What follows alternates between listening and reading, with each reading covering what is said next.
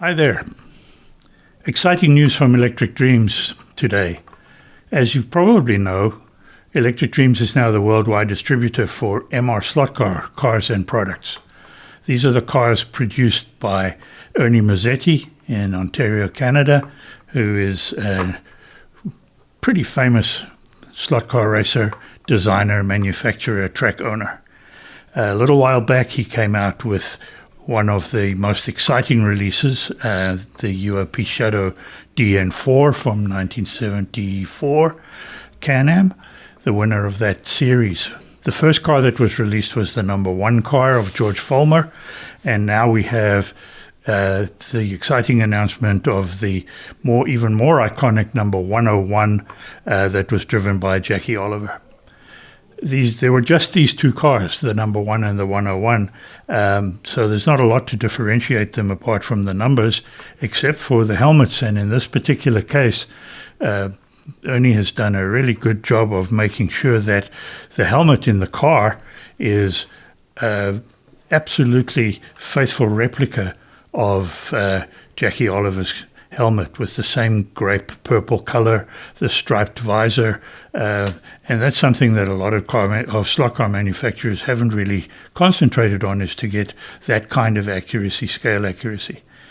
As always with these cars, the finish and the stance of the car are absolutely beautiful, and it has mechanically the same chassis as the previous one. I'm going to take the body off the chassis to show you the very, very clever guide that this car has. Note that the chassis is held by three screws, two at the back, one at the front, and the motor pod is held by four screws, two down the middle, two across the sides. So let's take the body off quickly. One.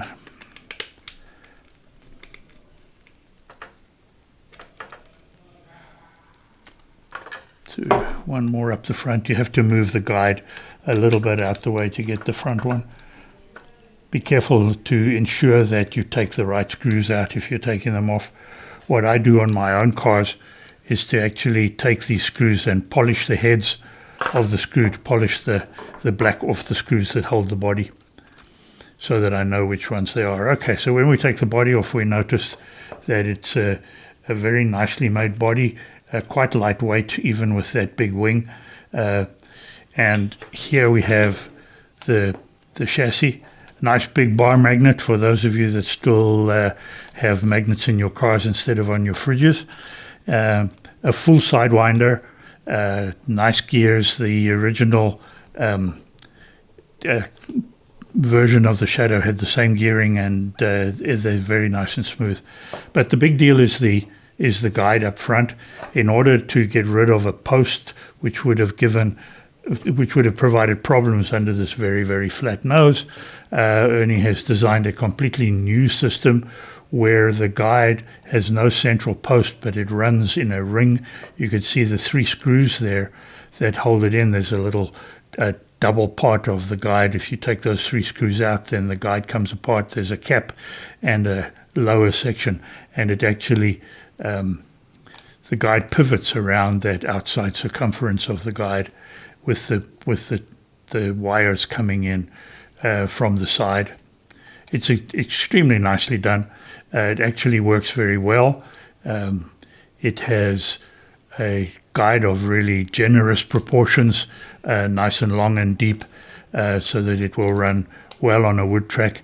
If you have maybe Scalextric track with some R1 curves, you may want to shorten it, and if you're on classic track, you may want to trim it down a little bit.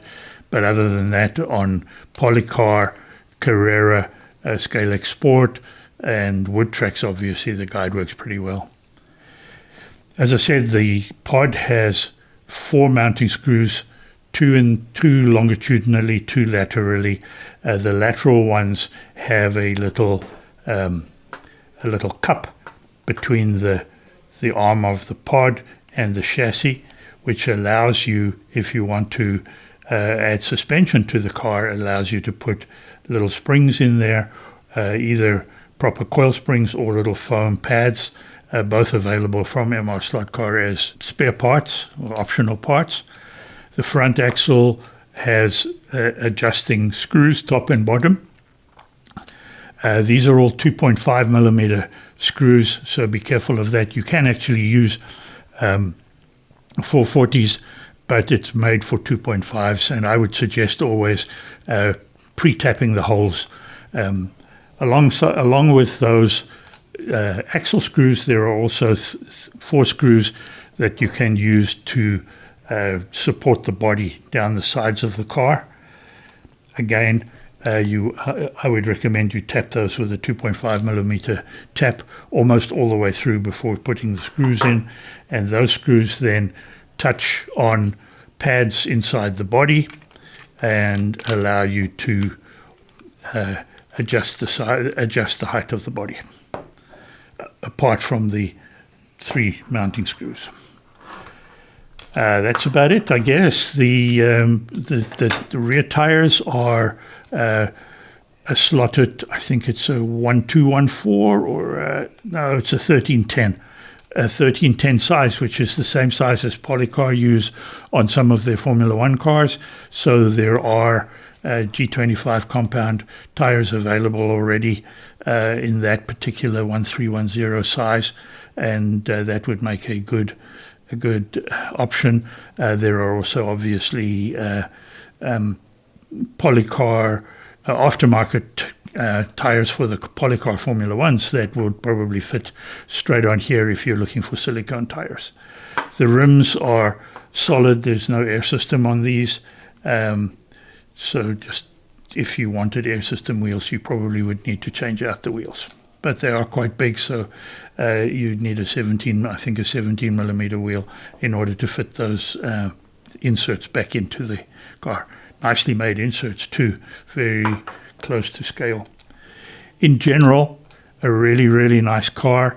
We know from current testing of the the first issue of this car that they run very well, and I'm pretty sure that with a little bit of work it will be completely competitive with the NSR 91710 or any of the slotted Can-Am cars like the McLaren M8Ds and Chaparrals and so on. So that's the car.